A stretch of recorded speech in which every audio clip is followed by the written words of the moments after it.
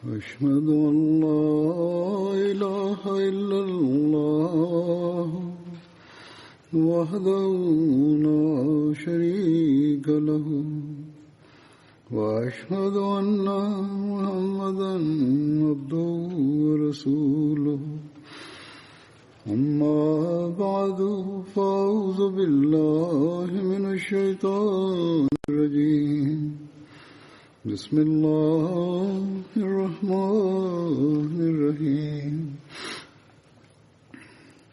الحمد لله رب العالمين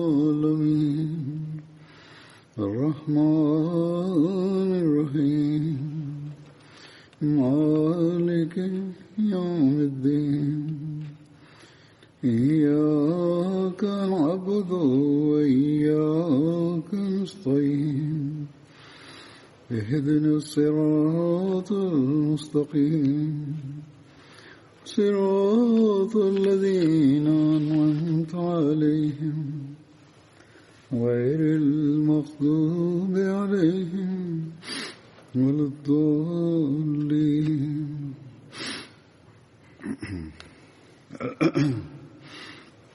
Na het reciteren van de tashahud, ta'awuz en suratul Fatiha verklaarde Hazrat Khalifatul Masih de Vijfde, ayyadahullah ta'ala bin Nasr al-Aziz. In de vorige preek vermeldde ik het verdrag van Hudaybiyah met verwijzing naar Hazrat Umar. In verband hiermee vinden we ook dat toen Banu Bakr, die bondgenoten waren van de Quraysh, het verdrag van Hudaybiyah schonden en Banu Khuza aanvielen, die bondgenoten waren van de moslims. De Quraysh voorzagen Banu Bakr ook van wapens en rijdieren en negeerden de voorwaarden van het verdrag van Hudaybiyah. Op dat moment kwam Abu Sufyan Medina binnen om opnieuw te onderhandelen over het verdrag van Hudaybiyah. Hij benaderde de heilige profeet, vrede zij met hem, maar de heilige profeet, vrede zij met hem, antwoordde niet op wat hij zei. Vervolgens benaderde hij Hazrat Abu Bakr en vroeg hem om met de heilige profeet, vrede zij met hem, te spreken. Echter, ook hij zei dat hij dat niet zou doen. Abu Sufyan benaderde toen Hazrat Umar en sprak met hem. Als antwoord zei Hazrat Umar: wil je dat ik jouw zaak voorleg aan de heilige profeet, vrede zij met hem? Bij God, zelfs als ik slechts een strohalm had, zou ik het gebruiken om tegen je te vechten. Bij het vermelden van de verovering van Mekka heeft Dr. Ali bin Salabi geschreven dat toen de heilige profeet, vrede zij met hem, Maruz Zahran bereikte, Abu Sufyan zich zorgen begon te maken over zichzelf. Hazrat Abbas, de oom van vaderskant van de heilige profeet, vrede zij met hem, stelde hem voor om de bescherming van de heilige profeet, vrede zij met hem, te zoeken. Hazrat Abbas vertelt dat: ik zei tegen Abu Sufyan, je bent uiterst ongelukkig, want kijk, de heilige profeet, vrede zij met hem, is nu aanwezig onder de mensen. Abu Sufyan antwoordde: mogen mijn ouders opgeofferd worden omwille van jou? Wat kan ik nu doen om hiertegen beschermd te worden? Ik zei: bij Allah, als ze jou te pakken krijgen, zullen ze jou zeker executeren. Rijd achter mij op de muilezel. Ik zal je naar de heilige profeet, vrede zij met hem, brengen. En dan zal ik zijn bescherming voor je zoeken. Hazrat Abbas zegt: hij reed achter mij aan.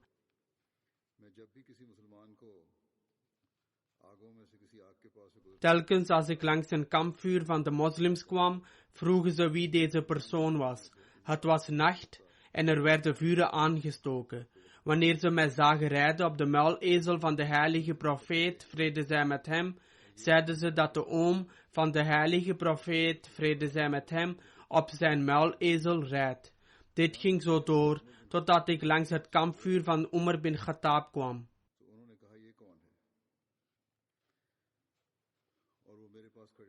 Hij vroeg: wie is dit? En stond aan mijn zijde. Toen hij Abu Sufyan zag, zei hij: Abu Sufyan, de vijand van Allah. Alle lof behoort aan Allah, die ons een onvoorwaardelijke overwinning op jou schonk. Hazrat Abbas sleepte hem toen met zich mee en presenteerde zich voor de heilige profeet, vrede zij met hem. Hazrat Umar kwam ook en zei: O boodschapper van Allah, vrede zij met hem, sta mij toe zijn hoofd af te hakken. Hazrat Abbas vertelt: Ik zei: O boodschapper van Allah, vrede zij met hem, ik heb hem bescherming verleend. Toen Hazrat Umar aandrong op zijn standpunt, zei ik: O Umar, wacht. Bij Allah, als hij tot de stam van Banu Adi behoorde, zou je zulke dingen niet hebben gezegd. Jij weet echter dat hij tot de Banu Abd Manaf behoort. Hierop zei Hazrat Umar: O Abbas, wacht even. Bij Allah, ik was zo overgelukkig toen jij de islam accepteerde, dat ik zelfs niet zoveel blijdschap zou hebben gevoeld als mijn vader Khattab de islam accepteerde. En ik wist dat jouw acceptatie van de islam, de heilige profeet, vrede zij met hem, dierbaarder was dan die van Khattab, als hij de islam accepteerde. Daarna verklaarde de heilige profeet, vrede zij met hem: O Abbas, neem Abu Sufyan mee en breng hem in de ochtend.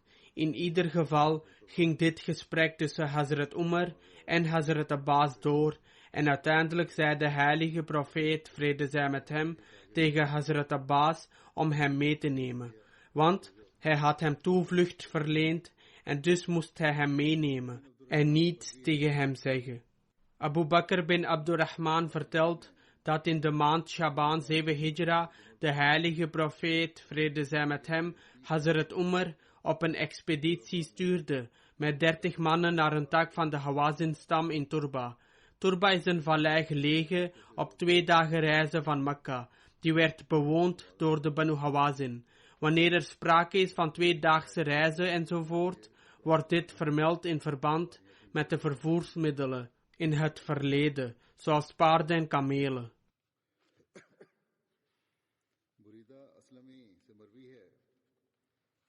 Burida Aslami verhaalt dat toen de heilige profeet, vrede zij met hem, het slagveld van Khaybar bereikte, hij de vlag overhandigde aan Hazrat Umar bin Khattab.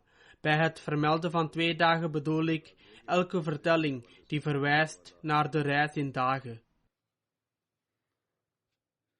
In de geschiedenisboeken staat geschreven dat de allereerste vermelding van een grote vlag die werd gebruikt tijdens de slag bij Khaybar was. Daarvoor werd er alleen gebruik gemaakt van vlaggen.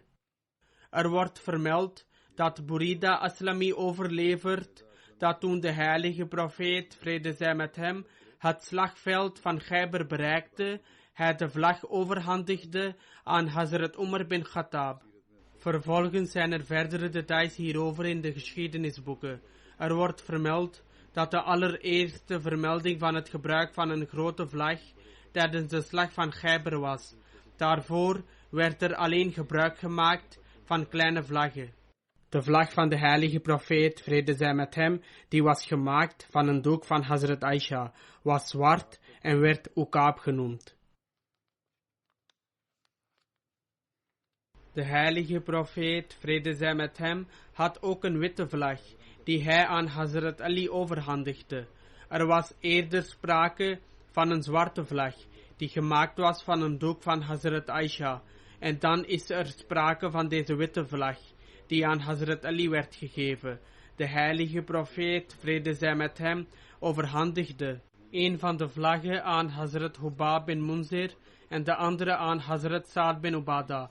Dus, toen de heilige profeet, vrede zij met hem, Khaybar bereikte, leed hij aan een ernstige hoofdpijn en was hij niet in staat om naar buiten te gaan. Bij deze gelegenheid overhandigde hij eerst zijn vlag aan Hazrat Abu Bakr. Daarna overhandigde hij dezelfde aan Hazrat Umar. Die dag ontstond er een hevige strijd en de moslims waren niet in staat het fort binnen te dringen. De heilige profeet, vrede zij met hem, zei: morgen zal ik mijn vlag schenken aan degene door wie Allah de Almachtige ons de overwinning zal schenken. Daarom gaf de heilige profeet, vrede zij met hem, de volgende dag die vlag aan Hazrat Ali, en door zijn handen schonk God de Almachtige hen inderdaad de overwinning. Ibn Ishaq zegt, ik vroeg Ibn Shihab Zohri wat de voorwaarden waren waaronder de heilige profeet, vrede zij met hem, de dadelvelden van Khaybar aan de Joden gaf. Zohri antwoordde dat de heilige profeet, vrede zij met hem, na de strijd de overwinning behaalde op Khaybar. En Khaybar zelf behoorde tot de oorlogsbuit die God Almachtige aan de heilige profeet, vrede zij met hem, schonk. 1/5 deel hiervan behoorde toe aan de heilige profeet, vrede zij met hem, die hij onder zijn metgezellen verdeelde. De Joden die bereid waren om na de slag uit hun land te worden verdreven, kwamen uit hun forten naar beneden.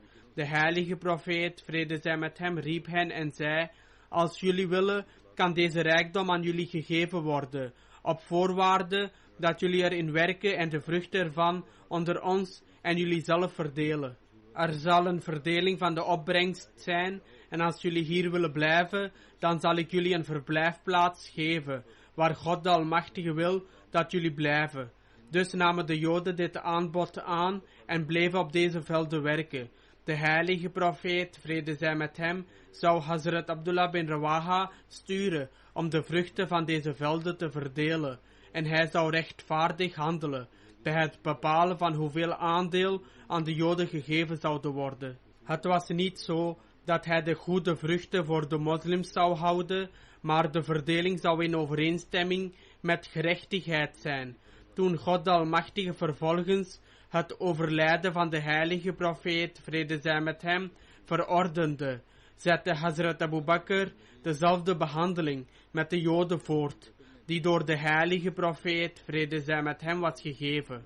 In het begin van zijn gelafet ging Hazrat Umar ook door met deze behandeling, maar toen hij te weten kwam wat de heilige profeet, vrede zij met hem, zei tijdens zijn laatste ziekte voor zijn overlijden, dat 2 religies niet naast elkaar zullen bestaan in de Arabische landen, Hazrat Umar onderzocht dit verder. En toen het waar bleek te zijn, schreef hij aan de Joden van Khaybar, waarin hij zei, God de Almachtige heeft verordend dat jullie verdreven zullen worden. Ik heb vernomen dat de heilige profeet, vrede zij met hem, heeft gezegd dat er geen 2 godsdiensten naast elkaar zullen bestaan in de Arabische landen. Daarom moeten de Joden die een overeenkomst met de heilige profeet, vrede zij met hem, hadden, naar mij komen, zodat ik die kan nakomen. Maar zij die geen overeenkomst hebben, moeten zich voorbereiden om verbannen te worden. Met andere woorden, als iemand een overeenkomst had met de heilige profeet, vrede zij met hem, konden zij blijven, en hij zou die voor hen vervullen. Maar als iemand zo'n eed niet had, dan zouden zij hun land moeten verlaten. Daarom verbande Hazrat Umar degene die geen overeenkomst hadden met de heilige profeet, vrede zij met hem. Hazrat Abdullah bin Umar zegt, ik ging met Hazrat Zubair bin Awam en Hazrat Miqdad bin Aswad om onze eigendom in Khaybar te zien. Toen we daar aankwamen, splitsen we op om onze respectievelijke eigendommen te gaan bekijken. 's Nachts werd ik aangevallen terwijl ik sliep. Mijn ellebogen waren uit de kom. In de ochtend kwamen 2 metgezellen van mij schreeuwend naar mij toe. Ze vroegen wie mij dit had aangedaan. Ik antwoordde hen dat ik het niet wist. Ze probeerden toen beide mijn armen te herstellen en brachten mij naar Hazrat Umar. Hazrat Umar verklaarde dat dit het werk van de Joden was. Hazrat Umar stond toen op om de mensen toe te spreken en zei, O mensen, de heilige profeet, vrede zij met hem, stelde een voorwaarde met de Joden, dat wij hen zouden verbannen, wanneer wij dat wilden. Nu hebben de Joden Hazrat Abdullah bin Umar aangevallen en de gewrichten van zijn ellebogen ontwricht. Zoals jullie nu te weten zijn gekomen,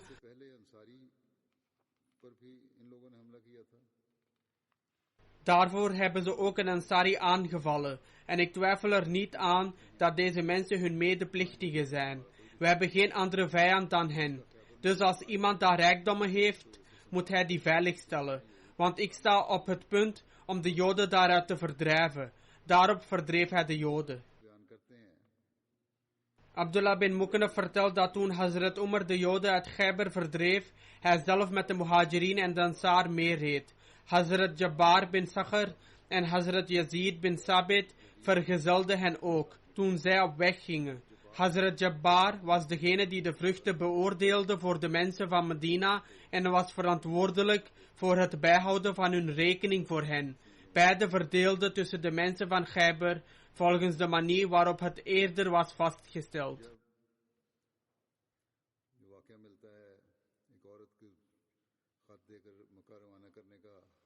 Dan is er het voorval van Hazrat Hatib, die in het geheim een vrouw met een brief naar de afgodendienaren van Mekka stuurde, die enkele plannen van de heilige profeet, vrede zij met hem, bevatte.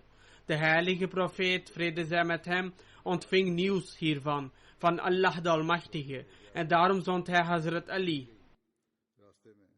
Die dame werd onderweg onderschept. Daarna toen de heilige profeet, vrede zij met hem, Hatib vroeg, legde Hatib zijn reden voor en zei dat zijn geloof in het geheel niet had gewankeld. In feite had hij vast geloof. Hazrat Hatib verzekerde de heilige profeet, vrede zij met hem, hiervan. En de heilige profeet, vrede zij met hem, accepteerde dit. Echter Hazrat Umar legde voor, o boodschapper van Allah, vrede zij met hem, sta mij toe het hoofd van deze hypocriet af te hakken. De heilige profeet, vrede zij met hem, zei, hij nam deel aan de slag van Badr, en jij bent je misschien niet bewust van het feit dat Allah heeft gekeken naar degene die deelnamen aan Badr en zei, jullie mogen doen wat jullie willen, want ik heb jullie zonde bedekt en over het hoofd gezien.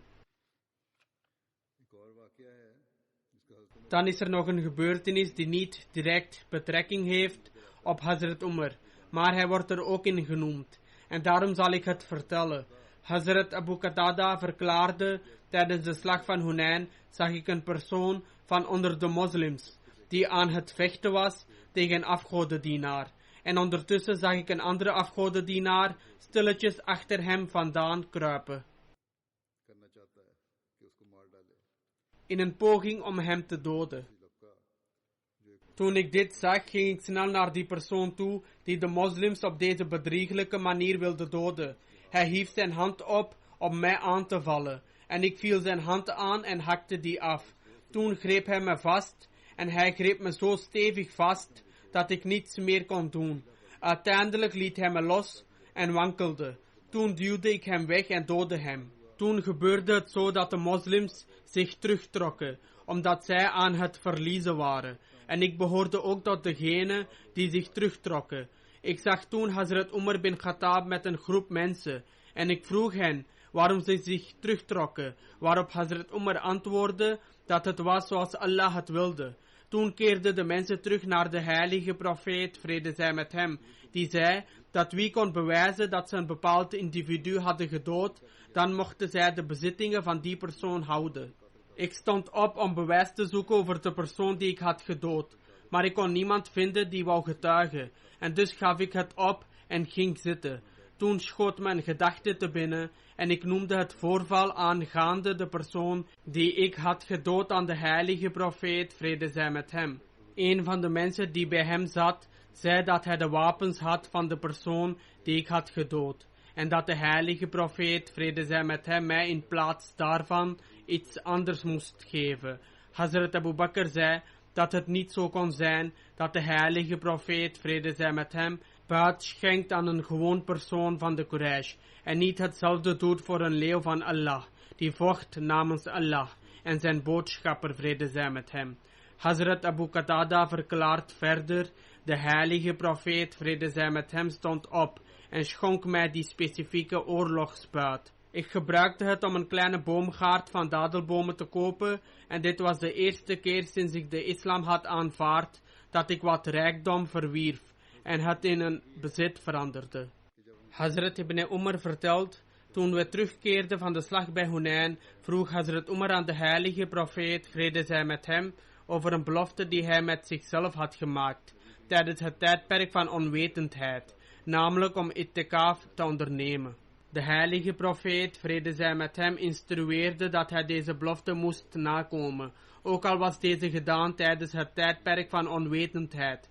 Maar dit was ook met de voorwaarde dat het noodzakelijk was om te vervullen wat toegestaan was om te doen binnen de leer van de islam. Met betrekking tot wat vermeld wordt over de rol van Hazrat Umar in de slag van Taboek, Hazrat Umar verhaalt een incident van hem uit de tijd van deze strijd toen de heilige profeet, vrede zij met hem, een speciale oproep deed voor financiële bijdrage. Op een dag droeg de heilige profeet, vrede zij met hem, ons op om sadqa te offeren. Ik had wat rijkdom op dat moment en ik dacht dat als er ooit een kans was om Hazrat Abu Bakr te overtreffen, het vandaag was. Daarom gaf ik de helft van mijn rijkdom. De heilige profeet, vrede zij met hem, vroeg wat ik had achtergelaten voor mijn familie. Ik zei dat ik een gelijk bedrag had achtergelaten als wat ik had aangeboden. Toen gaf Hazrat Abu Bakr al zijn bezittingen die hij had. Ik had slechts de helft gegeven, terwijl Hazrat Abu Bakr alles bracht wat hij had. De heilige profeet, vrede zij met hem, vroeg hem ook wat hij had achtergelaten voor zijn familie, waarop hij antwoordde dat hij hen Allah en zijn boodschapper, vrede zij met hem, had nagelaten. Hazrat Umar zegt dat ik nooit in staat zou zijn om in iets te overtreffen. Hazrat Muslim Maud heeft dit incident ook vermeld in de volgende woorden. Met betrekking tot de gelegenheid van een veldslag zegt Hazrat Umar: ik dacht bij mijzelf dat Hazrat Abu Bakr mij altijd overtrof. Vandaag zou ik hem echter overtreffen. Met dit in gedachte ging ik naar huis, nam de helft van mijn rijkdom en overhandigde het aan de heilige profeet, vrede zij met hem. Dat tijdperk van de islam was er een van grote moeilijkheden. Toch bracht Hazrat Abu Bakr al zijn rijkdom en bood het aan de heilige profeet, vrede zij met hem, aan. De heilige profeet, vrede zij met hem, vroeg Abu Bakr wat hij thuis had achtergelaten, waarop hij antwoordde: Allah en zijn boodschapper, vrede zij met hem. Hazrat Umar verklaart: toen ik dit hoorde, raakte ik uiterst in verlegenheid en begreep dat zelfs nadat ik mijn uiterste best had gedaan om Hazrat Abu Bakr te overtreffen, hij mij nog steeds overtrof. De beloofde Messias ﷺ verklaart: er was een tijd dat mensen bereid waren om hun leven als vee op te offeren, laat staan hun rijkdom, terwille van het geloof. Bij meer dan één gelegenheid offerde Hazrat Abu Bakr zijn gehele rijkdom op. De beloofde Messias zegt dat dit niet slechts één keer gebeurde, maar dat het meer dan eens gebeurde. In die mate dat hij niet zoveel als een naald in zijn huis liet blijven. En hetzelfde werd gedaan door Hazrat Umar naar zijn vermogen en middelen, en door Hazrat Usman naar zijn vermogen en middelen. En op dezelfde manier en in overeenstemming met hun spirituele rangen waren alle metgezellen bereid om hun leven en rijkdom op te offeren, terwille van dit goddelijke geloof. De beloofde Messias maakt vervolgens melding van bepaalde mensen van de gemeenschap in die tijd. Dan zijn er die trouw zweren en ook verklaren dat zij voorrang geven aan het geloof boven de wereld. Maar wanneer de behoefte aan hulp zich voordoet, sluiten zij hun zakken. Is het mogelijk om met een dergelijke liefde voor de wereld enig geestelijke doel te bereiken? En kunnen zulke mensen nuttig zijn voor de profeet? Absoluut niet. Allah de Almachtige verklaart: Lan tanalul birra hatta tunfiku mimma tuhibboon. Gij zult stellig geen goedheid bereiken tenzij gij mededeelt van hetgeen u lief is.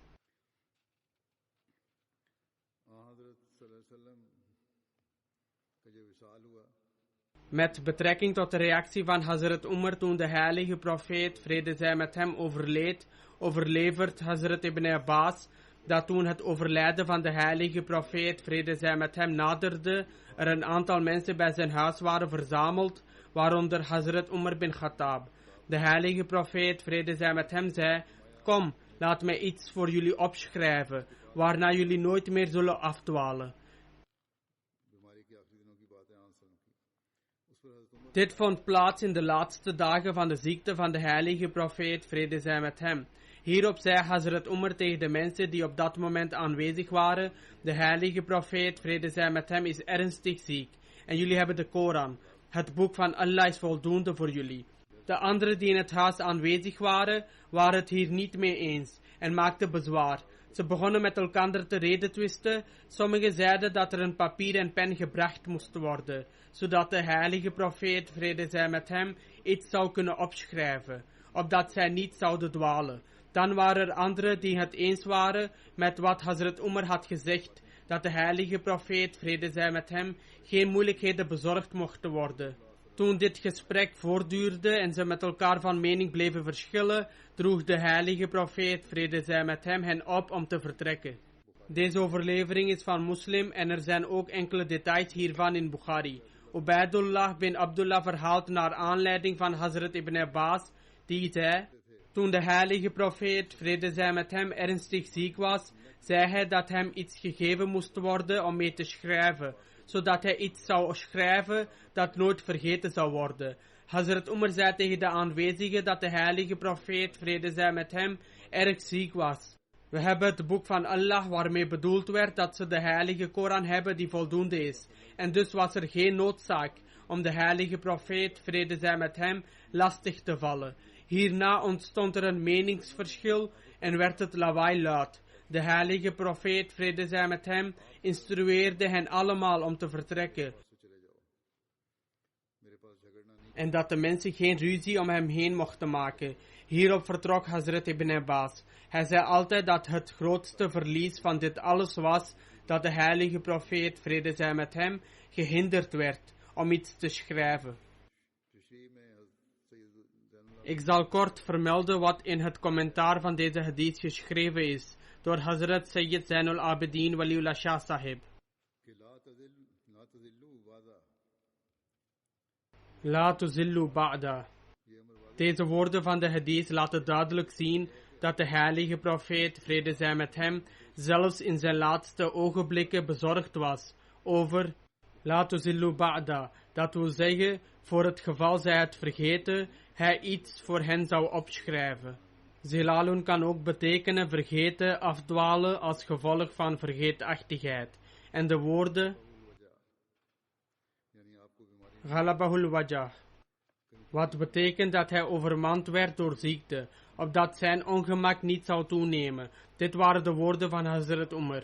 Over het overlijden van de heilige profeet, vrede zij met hem, zegt Shah Sahib: Hazrat Umar had het overlijden van de heilige profeet, vrede zij met hem, niet eens doorgrond.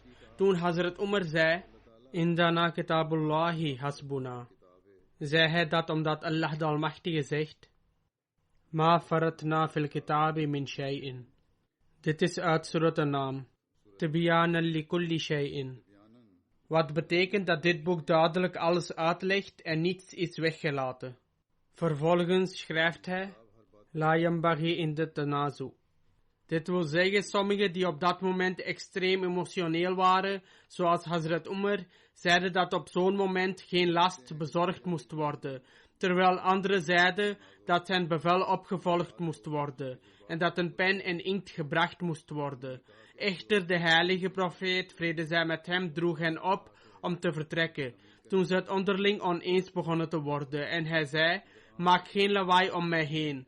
Dit toont aan dat de heilige profeet, vrede zij met hem, zelfs in toestand van ziekte zoveel respect en eer had voor het boek van Allah, dat nadat hij Hazrat Umar dit hoorde zeggen, hij niet langer vroeg om een pen, inkt en papier te brengen. Zoals blijkt uit andere overleveringen in Bukhari, bleef de heilige profeet, vrede zij met hem, na dit voorval nog een paar dagen in leven, en op diezelfde dag gaf hij ook nog een paar andere adviezen. Hij herhaalde dit echter niet. Dat wil zeggen dat hij er niet opnieuw om vroeg. Dit toont aan dat wat hij had willen opschrijven aanwezig was in het boek van Allah. Het lijkt erop dat hij de moslims wilde aansporen om gehecht te blijven aan de heilige Koran. En de heilige profeet, vrede zij met hem, was het met Hazrat Umar eens en bleef dus rustig. Dit is het niveau van respect, waar de zogenaamde geleerden zich niets van aantrekken. Shah Sahib schrijft: het was het respect van de heilige profeet, vrede zij met hem, voor de heilige Koran, waar deze zogenaamde geleerden geen acht op slaan. Zij uiten een mening en beschouwen die als verwant aan de goddelijke openbaring. Hij schrijft verder: we moeten nooit het zuivere en nobele voorbeeld van de heilige profeet, vrede zij met hem, vergeten. In vergelijking met het boek van Allah is al het andere waardeloos. Urwa bin Zubair heeft overgeleverd op gezag van al-Mu'minin Hazrat Aisha, dat toen de heilige profeet, vrede zij met hem, overleed, Hazrat Abu Bakr in Sunnah was. Sunna was een plaats gelegen op 2 mijl van Medina. Ismail zei dat hij in de buitenwijk was. Toen Hazrat Umar dit nieuws hoorde, stond hij op. Ten tijde van het overlijden van de heilige profeet, vrede zij met hem, was hij naar de omgeving van Medina gegaan. Toen hij het nieuws hoorde van het overlijden van de heilige profeet, vrede zij met hem, stond Hazrat Umar op en zei: bij Allah, de boodschapper van Allah, vrede zij met hem, is niet heen gegaan. Hazrat Aisha zegt: Hazrat Umar zei vaak: bij God, diep van binnen dacht ik dat Allah de Almachtige de heilige profeet, vrede zij met hem, zeker zou opwekken, zodat de handen en voeten van sommige mensen zouden worden afgesneden. Ondertussen kwam Hazrat Abu Bakr. Hazrat Umar was niet bereid te accepteren dat de heilige profeet, vrede zij met hem, was heen gegaan. Hij had gezegd dat de heilige profeet, vrede zij met hem, weer tot leven zou worden gewekt. Gedurende deze tijd kwam Hazrat Abu Bakr aan.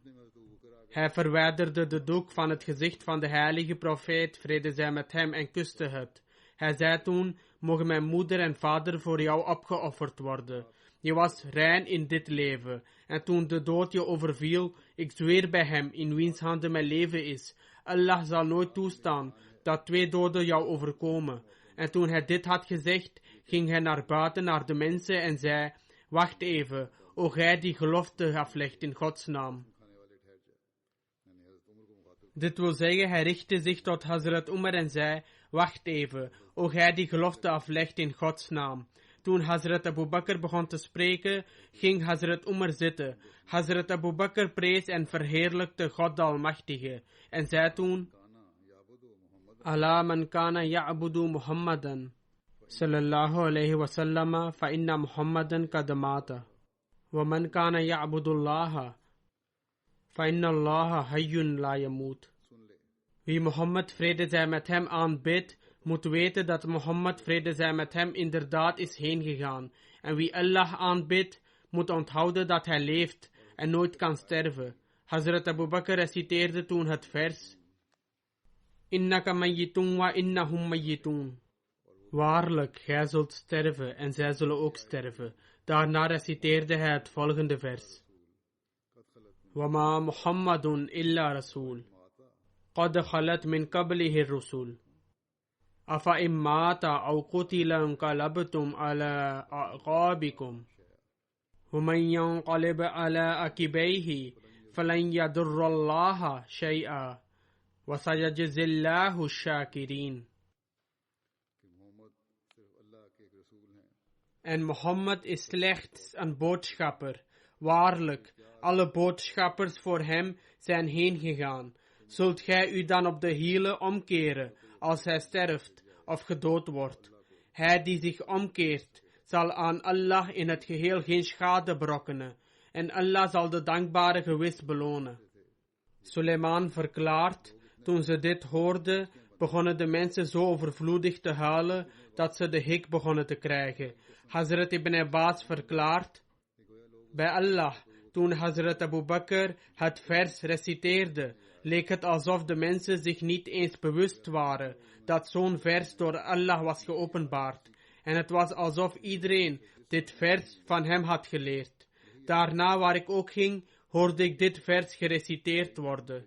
Zohri verklaart: Sayyid bin Musayyib vertelde me dat Hazrat Umar zei: bij Allah, toen ik Hazrat Abu Bakr dit vers hoorde reciteren, werd ik uit angst zo nerveus dat mijn benen mijn gewicht niet zouden dragen en ik op de grond viel.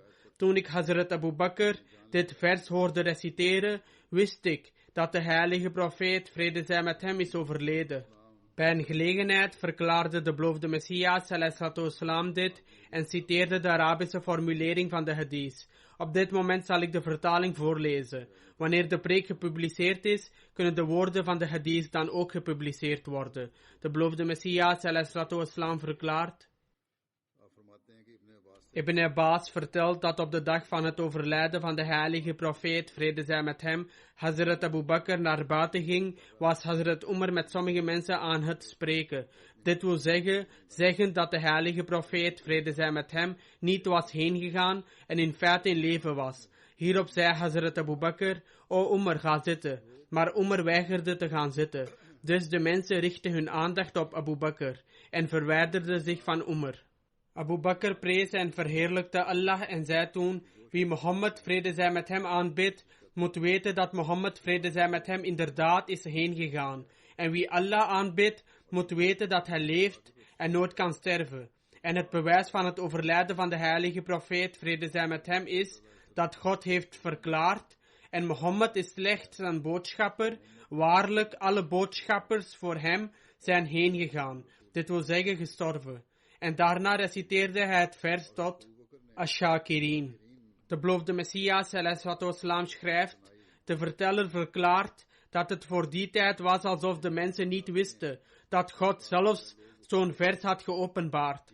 En het leek voor hen alsof ze het voor de eerste keer hoorden, toen Abu Bakr het voor hen reciteerde.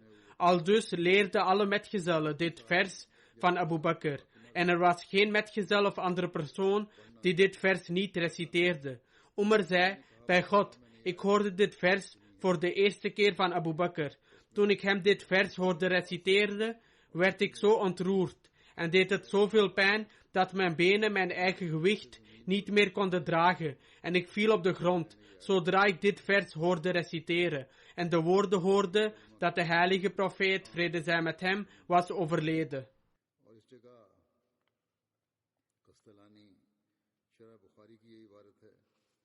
De beloofde Messias verklaart verder: in Castellani's verklaring van Sahih Bukhari staat geschreven: Umar ibn al-Khattabi yukallimun nasa yakulu lahum ma mata Rasulullah wala yamutu hatta yaktul al-munafiqin.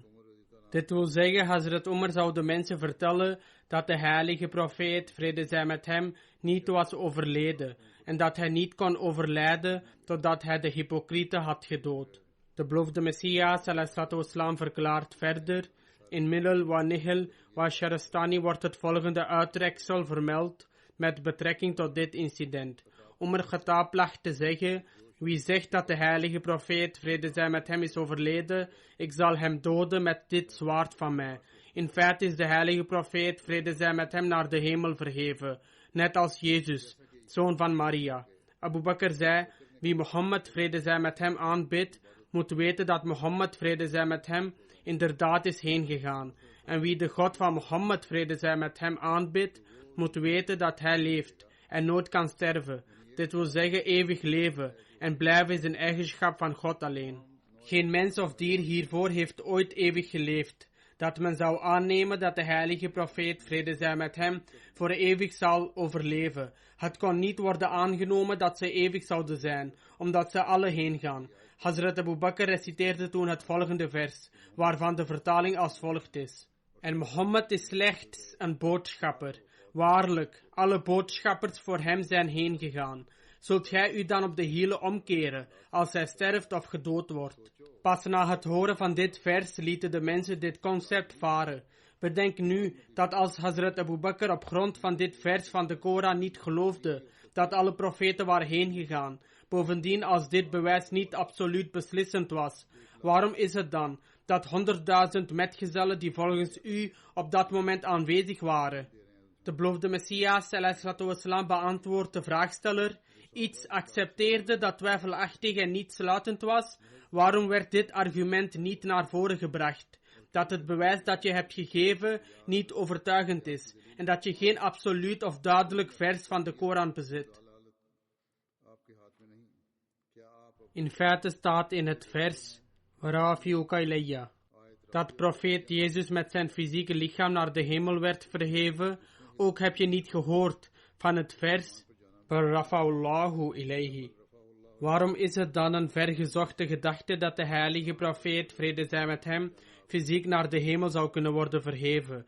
Integendeel, de metgezellen die kennis bezaten van de uitdrukkingen van de heilige Koran, lieten bij het horen van dit vers en de woorden Khalat en de uitleg van de woorden Afay mata au kutila onmiddellijk hun aanvankelijke overtuigingen dat de heilige profeet, vrede zij met hem, leeft, los.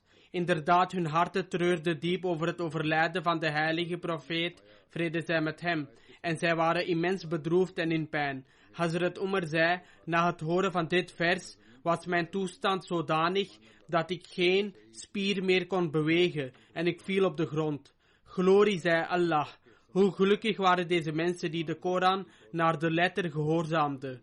Toen ze over het vers nadachten en begrepen dat alle vroegere profeten waren overleden, deden ze niets anders dan huilen en wenen over hun verdriet.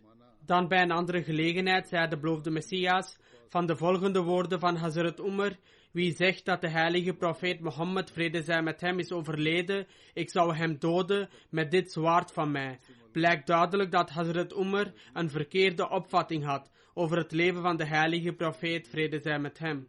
In die zin dat hij niet zou sterven. En hij beweerde dat als iemand zei dat de heilige profeet, vrede zij met hem, was heengegaan, hij ongeloof had tentoongespreid en een afvallige was geworden. Mogen Allah ontelbare zegeningen schenken aan Hazrat Abu Bakr, omdat hij in staat was dit conflict te beëindigen en door een duidelijk en ondubbelzinnig vers van de heilige Koran te presenteren, waarin werd verklaard dat alle voorgaande profeten waren overleden.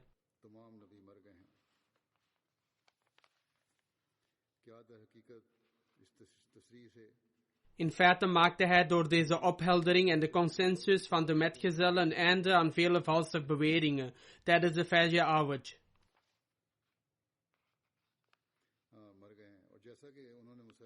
En net zoals hij, Musalma Kazab en Aswad Ansi enzovoort doodde, door deze consensus van alle metgezellen, maakte hij een einde aan de valse beweerders tijdens de Fajr Awaj. Dit wil zeggen, net zoals hij een valse beweerder doodde, maakte hij ook een einde aan dit valse geloof. Hij doodde dus niet 4 valse beweerders, hij doodde er als het ware 5. De beloofde Messias zegt dan: O Allah, daal ontelbare zegeningen op hem neer. Als de betekenis van Khalid zou betekenen dat sommige profeten fysiek naar de hemel werden verheven, dan zou Hazrat Umar in zo'n geval gelijk hebben gehad. En in plaats van te bewijzen dat hij ongelijk had, zou dit vers zijn standpunt hebben ondersteund. Echter, het volgende deel van het vers verklaart de betekenis ervan. Dit wil zeggen, Afay mata au kutila, die Hazrat Abu Bakr herkende, en hierdoor legde hij uit dat te geloven dat dit vers betekent dat alle profeten voordien zijn heengegaan, het zij door de dood of terwijl ze nog leefden, een bedriegelijke opvatting is, en een omzetting en een grote lastering tegen datgene wat door God bedoeld was. En alleen die mensen kunnen dit opzettelijk verzinnen die geen vrees hebben voor de dag der oordeels, en actief door Allah de Almachtige bedoelde betekenissen veranderen. Zij zullen ongetwijfeld lijden onder de eeuwige vloek van God. Maar tot deze tijd was Hazrat Umar niet op de hoogte van dit vers. En sommige andere metgezellen verkeerden ook in een soort gelijke misvatting. En deze dwaling van hun kant was te wijten aan de verordende zwakheden van de mens. Zij geloofden dat sommige profeten nog in leven waren en naar de wereld zouden terugkeren. Waarom zou de heilige profeet, vrede zij met hem, dan niet bij hen worden gerekend? Maar door de rest van het vers, Afay mata au kutila, voor te lezen zorgde Hazrat Abu Bakr ervoor dat zij begrepen dat het woord Khalid door 2 aspecten wordt vertoond. Hatfe anaf, dit wil zeggen natuurlijke dood of door gedood te worden. Het was toen dat degenen die een tegengestelde mening hadden hun fouten accepteerden en alle metgezellen unaniem accepteerden dat alle voorgaande profeten overleden zijn. En de woorden Afay mata au kutila hadden grote invloed op hen en iedereen verliet zijn overtuigingen die hiermee in strijd waren. Alle lof komt Allah hiervoor toe. De beloofde Messias vermeldde dit in Tofa Ghazanawiya. Op een andere plaats verklaart de beloofde Messias: ter gelegenheid van het overlijden van de heilige profeet, vrede zij met hem, getuigden alle metgezellen dat alle profeten waren overleden. Wat betreft de heilige profeet, vrede zij met hem, verklaarde Hazrat Umar dat hij niet is overleden en stond op met getrokken zwaard. Hazrat Abu Bakr Siddiq stond vervolgens op en verklaarde: Ma Muhammadun illa Rasul, kad khalat min qablihi Rasul. De situatie op dat moment was verwant aan het einde der tijden, aangezien de heilige profeet, vrede zij met hem, van deze wereld was vertrokken en alle metgezellen bijeen waren. Zelfs het leger van Usama ging niet weg. Op deze woorden van Hazrat Umar verkondigde Hazrat Abu Bakr luidkeels: Mohammed, vrede zij met hem, is heen gegaan. En het argument dat hij aanvoerde was dat: Ma Muhammadun illa Rasul. Als de metgezellen ook maar de geringste gedachte hadden gehad dat Jezus levend in de hemel was, dan zouden zij zeker gesproken hebben. Zij zwegen echter allemaal en daarna gingen zij naar de markt en verkondigden dit vers, alsof het diezelfde dag nog was geopenbaard. God verhoede, de metgezellen waren niet van die aard dat zij overweldigd zouden raken door Hazrat Abu Bakr en niet zouden weerleggen wat hij zei. Dat was zeker niet het geval. Integendeel, wat Hazrat Abu Bakr zei, was inderdaad de waarheid. Vandaar dat iedereen zijn hoofd liet zakken. Dit was de ijma van de metgezellen. Hazrat Umar beweerde ook dat de heilige profeet, vrede zij met hem, zou terugkeren. Dus als dit argument geen perfect argument was, en dit zou alleen perfect kunnen zijn als er geen uitzondering was. Want als Jezus levend naar de hemel was opgestegen, dan had hij moeten terugkeren. Dan zou dit in zo'n geval geen argument zijn geweest. Eerder een aanfluiting en Hazrat Umar zelf zou dit hebben weerlegd. De beloofde Messias heeft dit incident herhaaldelijk genoemd in verschillende instanties.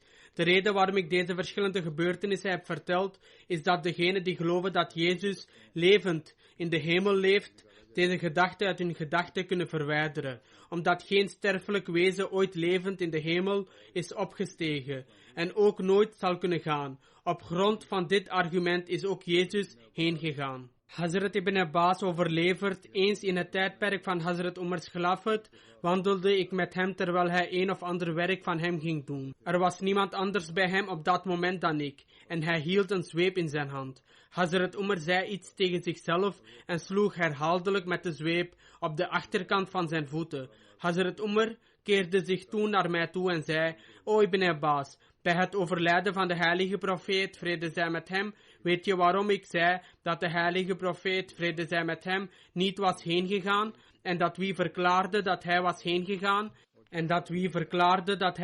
gegaan, ik hem met mijn zwaard zou doden?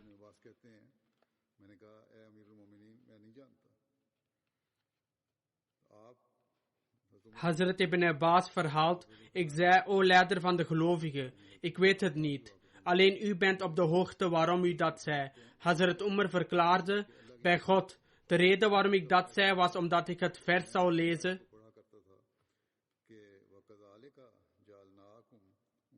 وَكَذَلِكَ جَعَلْنَاكُمْ أُمَّةً وَسَطًا لِتَكُونُوا شُهَدَاءَ عَلَى النَّاسِ وَيَكُونَ الرَّسُولُ عَلَيْكُمْ شَهِيدًا.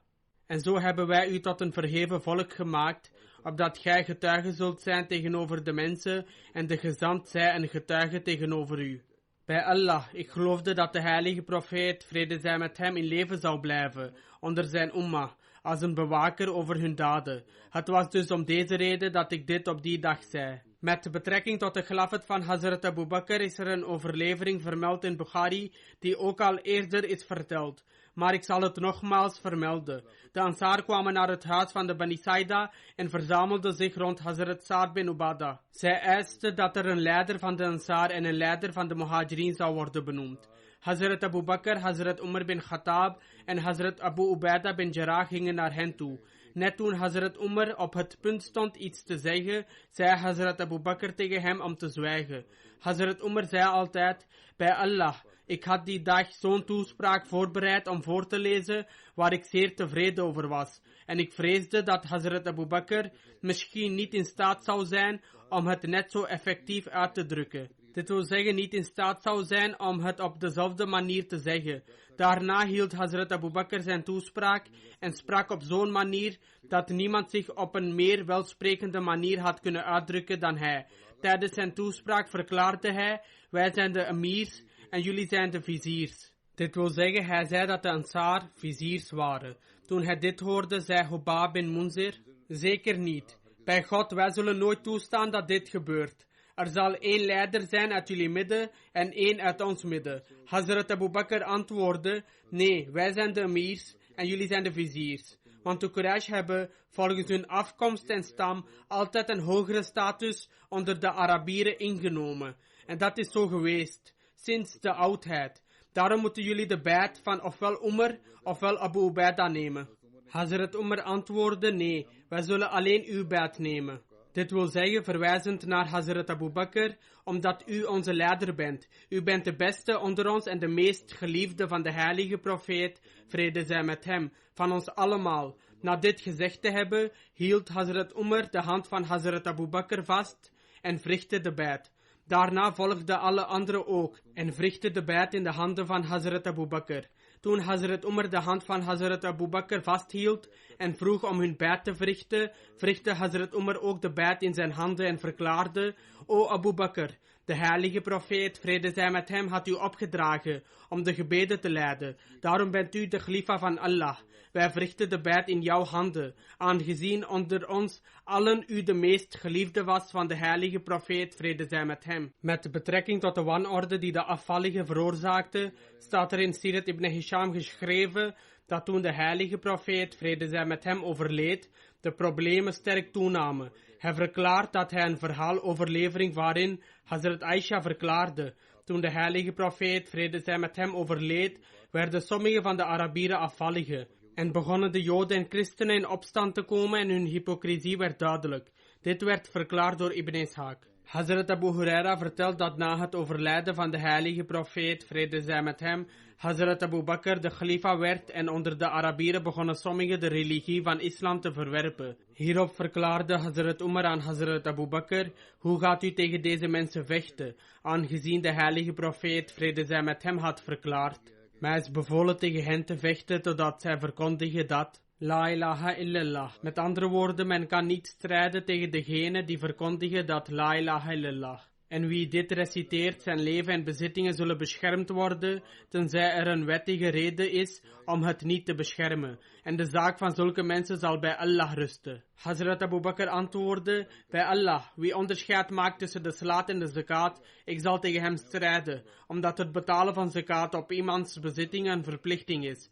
Bij Allah, als ze weigeren mij zelfs maar het touw te geven, waarmee zij de poten van hun dieren vastbinden, dat ze vroeger aan de heilige profeet, vrede zij met hem, gaven, dan zal ik tegen hen strijden als ze weigeren. Hazrat Umar verklaarde: bij Allah, ik had gezien dat het Allah de Almachtige was, die hem de moed had gegeven om te vechten. En ik begreep dat dit inderdaad de waarheid was. Bij het vertrekken van Hazrat Usama bin Zaid's leger riep Hazrat Abu Bakr Hazrat Usama en gaf hem enkele instructies. Hazrat Usama zat op zijn dier, terwijl Hazrat Abu Bakr met hem meeliep. Hazrat Usama verzocht Hazrat Abu Bakr om op het dier te rijden, anders zou hij eraf komen. Maar Hazrat Abu Bakr zei: kom niet van je rit af. Bij Allah, ik zal het dier niet bestijgen. Hij verklaarde verder: wat is er met mij gebeurd? Dat ik niet kan toestaan dat stof mijn voeten bedekt op de weg van Allah de Almachtige. Want elke stap die gezet wordt door degene die opstapt voor de strijd is gelijk aan de beloning van 700 daden. En zijn rang wordt 700 keer verhoogd. En 700 zonden van hem worden vergeven. Nadat hij hem zijn instructies had gegeven, zei Hazrat Abu Bakr tegen Hazrat Usama: als je het gepast acht, help me dan door middel van Umar. Met andere woorden, Hazrat Abu Bakr verzocht Hazrat Usama om Hazrat Umar bij hem achter te laten, omdat de heilige profeet, vrede zij met hem, oorspronkelijk Hazrat Umar in het leger had opgenomen. Vervolgens aanvaarde Hazrat Usama dit verzoek. Gedurende het tijdperk van Khilafat van Hazrat Abu Bakr werden 70 Hufaz Koran gemarteld tijdens de slag van Yamama. Hazrat Zaid bin Sabit Ansari vertelt dat na het martelaarschap van de moslims in Yamama, Hazrat Abu Bakr hem opriep. Op dat moment was Hazrat Umar bij Hazrat Abu Bakr. Hazrat Abu Bakr zei: Umar is naar mij gekomen en informeerde dat veel mensen zijn gedood in de slag bij Yamama. Hij heeft zijn bezorgdheid geuit over het feit dat meer Qaris sterven als gevolg van de gevechten en op deze manier zal een groot deel van de heilige Koran verloren gaan, tenzij wij alle manuscripten van de Koran op één plaats verzamelen. Hij stelt voor dat ik deze verschillende manuscripten op één plaats zou moeten verzamelen. Hazrat Abu Bakr verklaarde toen: ik zei tegen Umar dat hoe kan ik iets doen wat de heilige profeet, vrede zij met hem, zelf niet heeft gedaan. Echter Umar verklaarde: bij Allah, deze daad van jou is een zeer nobele daad. Umar heeft dit voortdurend tegen mij gezegd, totdat Allah de Almachtige mijn hart tevredenheid heeft geschonken om dit werk uit te voeren, en nu beschouw ik wat Umar heeft gezegd als de meest gepaste handelwijze. Op dat moment zat Hazrat Umar naast hem en was helemaal stil. Hazrat Abu Bakr zei toen tegen Hazrat Zaid bin Sabit: je bent een zeer jonge en wijze man. Wij vinden geen kwaad in jou. Jij was gewend om de openbaringen die de heilige profeet, vrede zij met hem, zou ontvangen op te schrijven.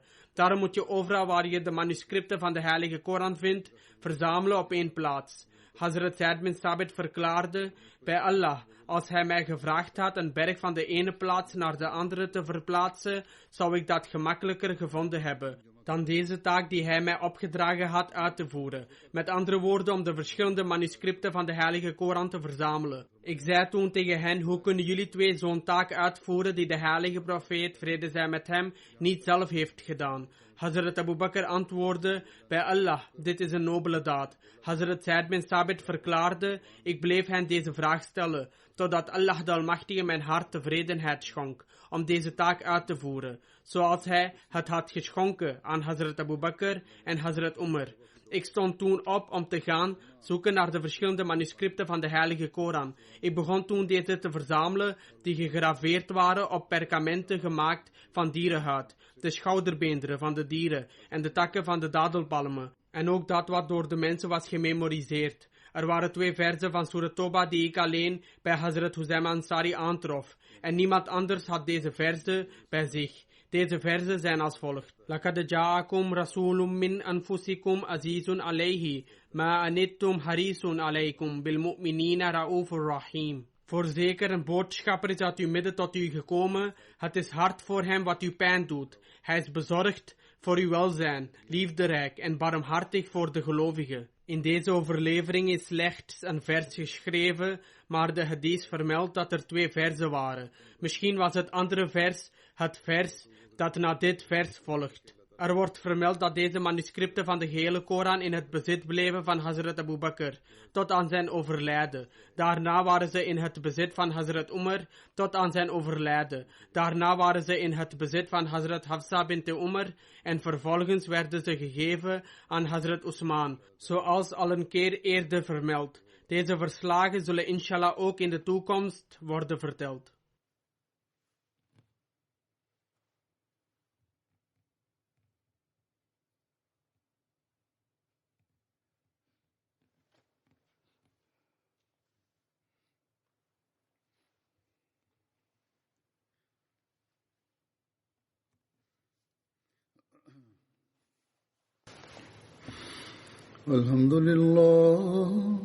الحمد لله نحمده ونستعينه ونستغفره ونؤمن به ونتوكل عليه ونعوذ بالله من شرور أنفسنا ومن سيئات أعمالنا من يهده الله فلا مضل له ومن يضلل فلا هادي له ونشهد أن لا إله إلا الله ونشهد أن محمدا عبده ورسوله عباد الله رحمكم الله إن الله يأمر بالعدل والإحسان وإيتاء ذي القربى وينهى عن الفحشاء والمنكر والبغي يعظكم لعلكم تذكرون اذكروا الله يذكركم وادعوه يستجب لكم ولذكر الله أكبر